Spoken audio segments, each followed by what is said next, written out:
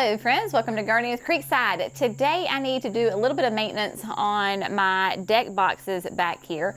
And so I thought I would bring you along for the ride because here we are, getting towards the end of August. If you're like us in North Carolina, we have had a very long growing season.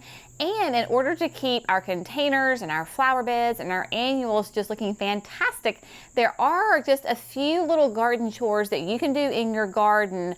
If you haven't been doing them throughout the season, now is a great time to do it and to help get your annuals that final push before the fall comes.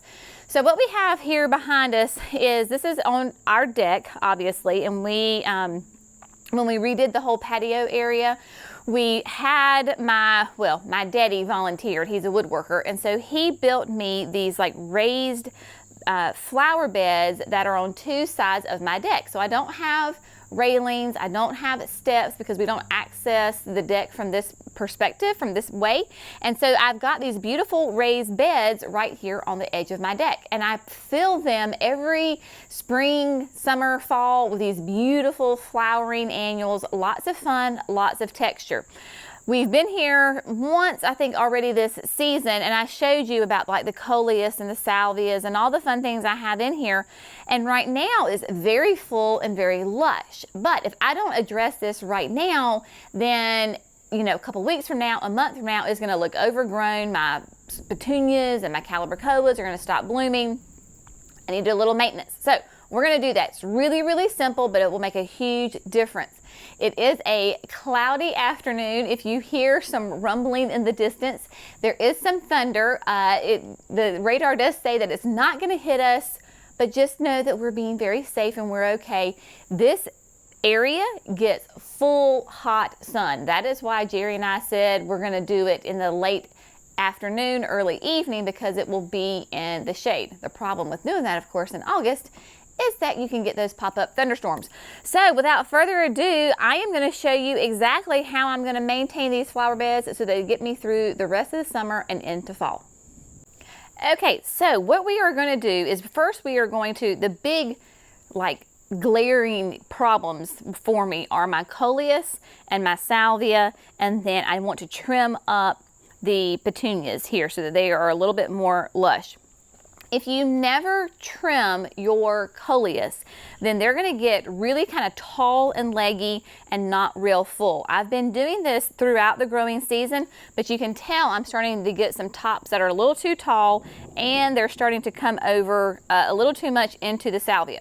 So when the key of pruning your coleus is to come down right where you have, at this point right here, and we've got leaves coming in on each side of that. So you take your little snips, your clippers, and you're going to cut it. So now what happens is these guys are going to become nice thick branches right here and get nice and full, because we want to keep our coleus nice and tight and not too leggy. This is one of the few plants that I am pretty kind of particular about where I cut it. And if you cut it in a kind of a more neat, orderly fashion, as opposed to just like giving it a haircut like what I'm going to do with my petunias, you won't really be able to tell after you're finished that you have gone through and really trimmed this. If you will go through and trim your coleus about once every 2 to 3 weeks, then it will stay nice and tight the entire time. And you can see there's not, this is not rocket science. It's not hard. You find where two leaves are and you cut, and you just keep doing that all around the bush, all around the plant, until you have pretty much touched every single one, and it makes for a really nice, tight, happy plant that when we get storms, it will be nice and sturdy and it won't blow over. So that's what we're going to do to the coleus. I've got 5 of them in the total of the bed, so I will go down through and do all of those. I wanted to show you kind of like what I'm going to do for every plant right now, and then we'll come back and I'll do everybody all at the same time, because basically it's just like once you figure out how to do it once, you just keep on repeating. Now, this is Rockin' Playing the Blues salvia. I should have said this is Newly Noir coleus. Love this. Both of these are very vigorous growing plants. and you have to maintain them and keep them in check. Otherwise, they will start to kind of crowd out other people. You get to decide when you're pruning who you want to shine. If you want your salvia and your coleus to shine and you don't really care about, say, the caladium, then don't prune it back too much. But I want this caladium to go ahead and show. So I'm going to come back, and I just took out a pretty good size limb of this salvia. But by doing that, look how I opened up this area of the caladium. Now I can get more sunlight down here on my petunias and the caladium, and it just allows a little bit more room to breathe. So you can come in and be pretty severe on both the coleus and the salvias if you need to. If you don't need to, well, then that's fine. You can see that this is an older bloom right here. There's really, really tall, really long, and there's not very many blooms on it. I'm just gonna come down and I just take this off like that. Because all of these are gonna bloom on new growth, the more you kind of come in here and maintain, you're encouraging it to put out new growth and be happy. And again, we don't have leggy plants. We do not want leggy plants. Again, you can come in here and be really precise, or just take it down to where you can't see it. See, that's what we want to get rid of. We want to get rid of that so that these new guys right here will come and be full of brand new pretty flowers for our pollinators to love on. So we'll do that with the salvias. And then here we have two fantastic, these are the Supertunia Mini Vistas. This is the brand new for next year, 2023, the Mini Vista Yellow. You can see it is a very happy plant, and it is, you know, nice and full and cascading over, and then Mini Vista White. So what we're going to do, this is where I'm not going to be precise, and I'm going to come in and just give it a haircut. So I'm just coming in and just going to trim off the bottom of it. That will encourage more new growth for these plants. You can see I'm just grabbing a handful and coming in and clipping, and kind of give it an overall haircut on the bottom and on the top. And it makes a little bit of a mess, but that's all right. It's fine. We'll clean it up once we're done. So by doing this, you're encouraging new growth. Am I cutting off some blooms? Yes, I am. But I also know that this will make a very happy plant long term. I'm giving up a few blooms right now so that I can get a lot of blooms later on. So it's kind of like you got to make a little bit of small sacrifices, and I'm not being really severe. I'm not going to go in and completely cut this back. That's really all I'm going to do.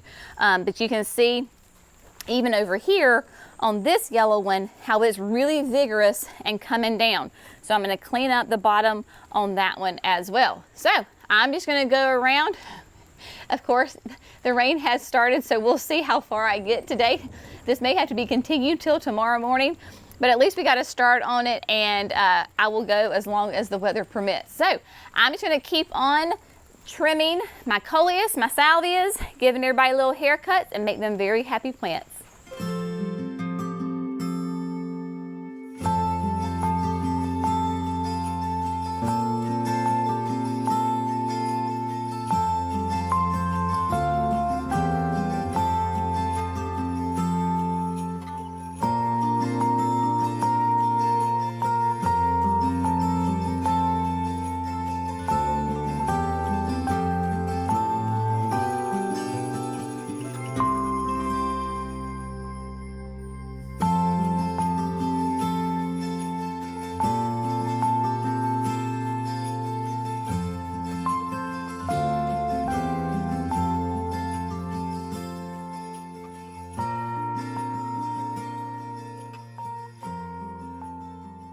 All of my trimming is done, and you can see that I did not go out here and just go crazy and just chop some things down. I have been known to do that in the past, but in this case it did not call for it, and then there is just no need. Nice gentle pruning on a regular basis will take care of your annuals and just help them thrive throughout the growing season. Now what I am going to do is it's time to fertilize. When you prune, that's a great time to say to yourself, okay, I also need to feed these plants, because remember, food equals flowers. Food equals growth. We want to feed these fantastic plants. Because it is raining today, I am not going to apply the there's a little lightning right there. I'm not going to apply the water-soluble fertilizer. I will come back and do that probably tomorrow morning once the rain, whatever kind of rain happens tonight, happens. But what I am going to do is apply the time-release, slow-release fertilizer from Proven Winners. This is the granular, and this is what my mama calls the shake and bake. So it has in here, you can have a little flip-top lid, and you can either use the holes or you can take the lid off, and there is a scoop in here that you can use to scoop. This will last us in the South for about 3 months at a time.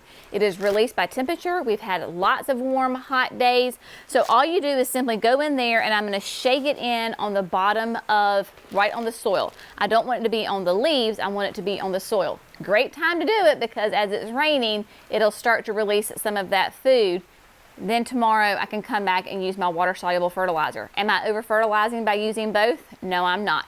This is slow release. Water-soluble is more fast-acting. Trust me, these plants need food. So this will happen once every 3 months. Your water-soluble, if you can do it once a week, that's amazing. If not, try to go for once every 2 weeks at a minimum. So I'm just going to shake this in, and the rain's coming down a little harder.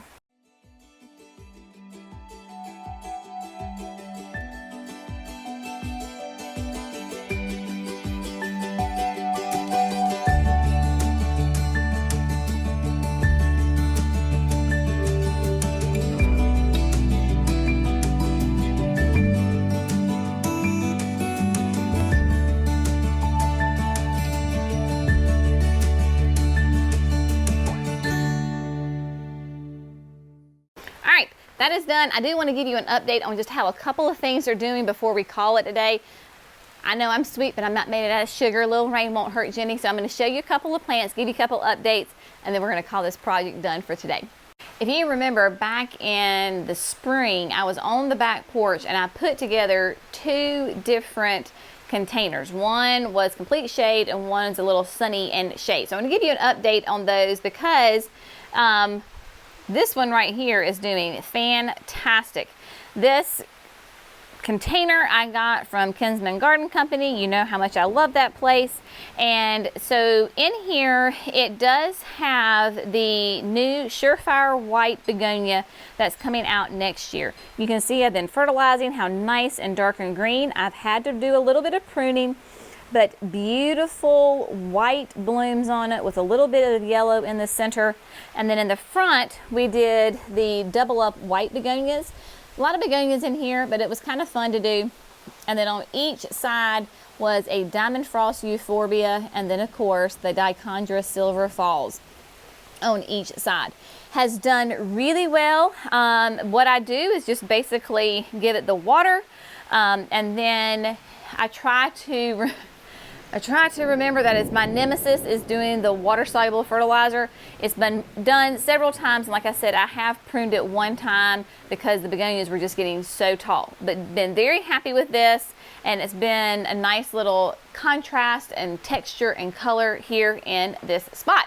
Now, then, moving on down just a little bit. Now, this one still needs... It didn't turn out exactly how I wanted it to. Have you ever had a container like that? It just doesn't work out exactly how you want. Yeah, so that's what this one is. Now, am I upset that this container is not as spectacular as I was hoping it would be in my brain? No. Why not? Because, well, these are all perennials. So I already have plans that I'm going to move all of these into the landscape. I think the container is too small for the root system for all of these plants. This is a Lady in Red fern. Fantastic, love this fern, but it'll get some height to it. Then we have the Japanese painted fern from Proven Winners. This is Crested Surf, and as I'm sitting here talking, do you see, hopefully the light will work, if not I'll take a picture. Do you see what that is on here? That, my friend, is a little caterpillar, and he is eating my plant. So here we have a little crispy critter that is eating my fern. That is a A downside of having ferns is that you can get these caterpillars that will eat your foliage. You can use diatomaceous earth on this. That's a great organic solution that you can use. And yeah, so get rid of those. So right now he's just going to get squished. And then we are losing some light, folks. Storm is coming in. We've got a beautiful hosta right here. This is June, really pretty, but because the ferns are kind of hanging over, it's not getting as big and as much light as it should. And then the lamian. Lamian is another wonderful perennial shade plant that does great. In the container, it didn't turn out exactly how I wanted it to look. That's all right. I will put them in the ground come this fall. You can tell the storm's coming in and it is dark. It's only like 5 o'clock in the afternoon, and so I'm trying to work with the light here so that I don't appear like I'm in like a complete shadow. So landscape lights are on, whole 9 yards. I did get this project done just in the nick of time because it's really coming down now. That's gardening. You know, you find a moment when you have the chance and you do it. Timing could have been better, so I would have avoided the storm. But anyway, real life here, folks, real life. As always, thanks so much for gardening with Creekside. Y'all have a great day, and we'll see you in the next, hopefully a little sunnier video. See you next time. Bye.